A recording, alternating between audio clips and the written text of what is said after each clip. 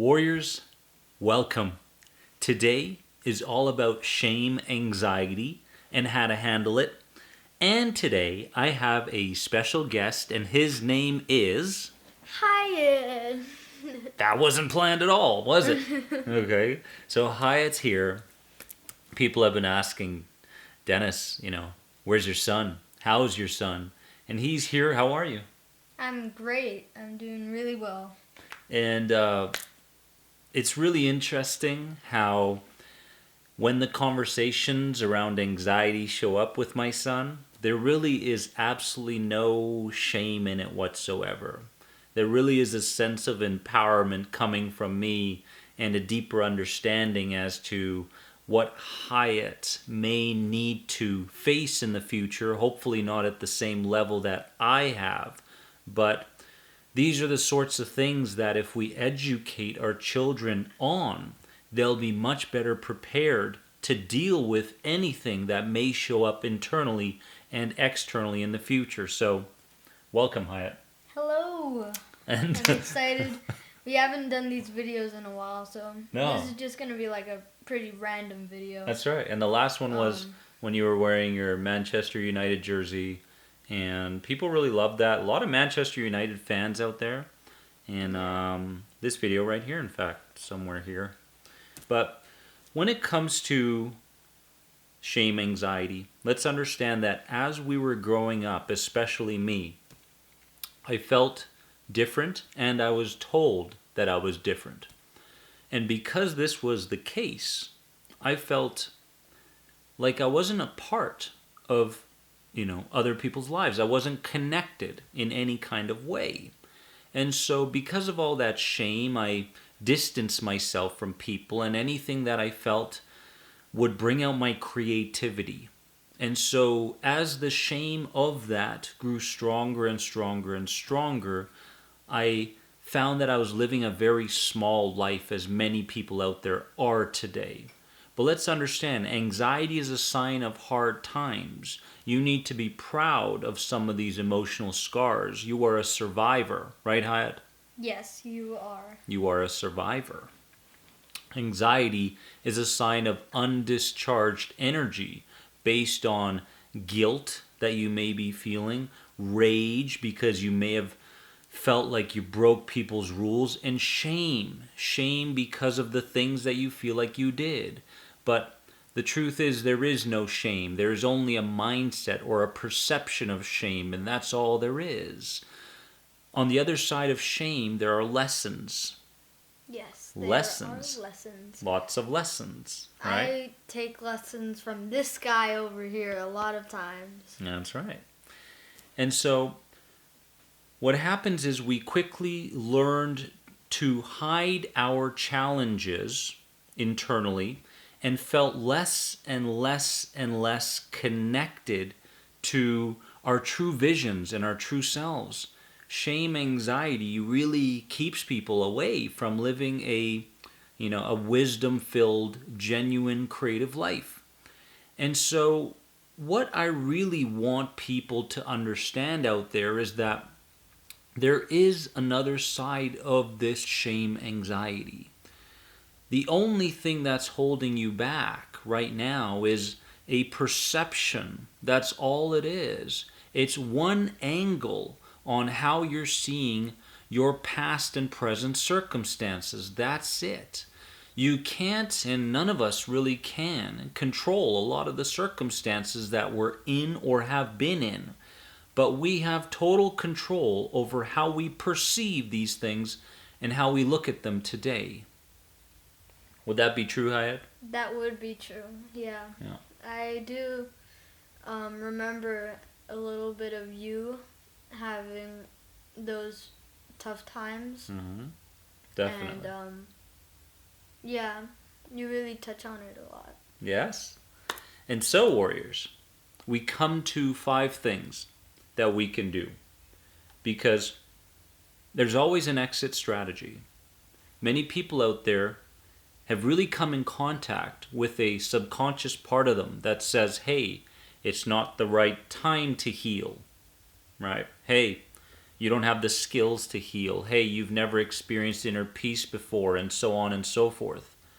Do not allow these emotions, these feelings, and these ideas to run your life.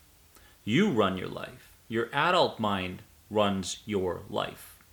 Because we don't want to be stuck with the same beliefs we had when we were 4, 5, 6, 7 years of age. Yeah. We want to mature. We want to mentally mature. So, the first thing we want to do is replace shame with proudness. I mentioned this earlier. Be proud. You're a survivor. And you're here with an opportunity to shift your mental, emotional, behavioral, and imaginative life. The second thing is listen to the advice of your higher self and trust. There's so many people out there, Hyatt, you probably run into some of these people, that are always asking a million questions. I have nothing against questions. But I also find... They're also like questions to me. I feel like they're really good for your mind. Like, for example, like philosophy, a lot of like philosophers, they ask questions. They do. A lot. They do ask a lot of questions. Yeah, there's so many questions, and so many people like just... They were just like, get away from me. Like, you're doing too many questions. Socrates. Yeah. Right? The old Greek philosopher asked a lot of questions. So questions are fantastic. I love questions. Tons of questions. Questions are good. We create clarity with questions. We understand ourselves and how we got here better.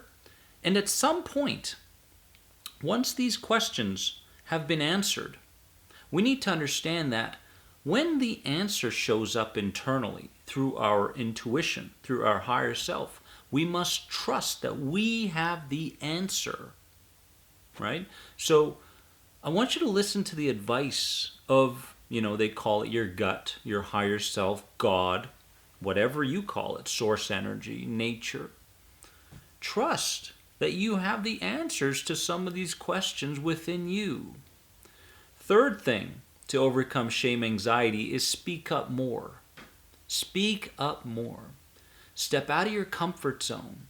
Living in that comfort zone, just pleasing people, will only add to your shame anxiety. We don't want this. Right, Hyatt?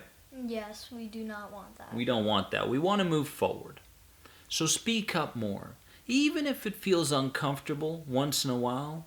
I remember challenging myself. Going into a cafe, whatever it was, and saying, you know what? I'm going to maintain a conversation with this complete stranger for about 2 minutes. I'm going to do that. I'm going to step out of my comfort zone. So speak up more. People want to get to know you. People want to get to know what you have to say. It's true. Number 4 is replace self-hatred with self-love. Yes. We did that. We did that a lot. Yeah. I mean, there's always going to be times, moments throughout the day where someone feels like, oh, I hate myself for this or that, right? Yeah. Even Hyatt, at his age, feels that, and that's fine. That's a part of the learning process, growing up, maturing. I feel that from time to time as well. I can't believe I did that. But it's just a moment, right? It doesn't last very long. And then what happens is my true self, my new identity shows up and says, you know what? There's nothing and no one to hate here. Nothing and no one to hate here. You did the best you could with those resources. You should love yourself for putting yourself out there and making that mistake, right? You should love yourself for moving into this healing journey that so many people would never dare to go on. Replace self-hatred with self-love, and you will overcome shame anxiety, I promise you. And finally, heal one baby step at a time, but stay the course. Stay the course. It's not failing until you've completely stopped and given up on yourself. Never give up on yourself. Baby steps. At the end of the day, when you look back on the day and you say, you know what, I had that one win. Fantastic. Fantastic, warrior. That's what we're looking for here.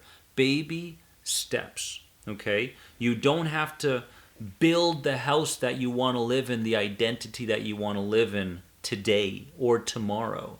But as long as you feel like you're progressing, you're moving away from the old identity and into the new identity. So warriors, shame anxiety is something in your past. Hyatt, do you have any last words for the warriors out there? I mean, yeah, like you said, never give up on yourself. Baby steps. Yeah, and as my dad says, you are more than anxiety. Voila. Love you all. Have a wonderful day.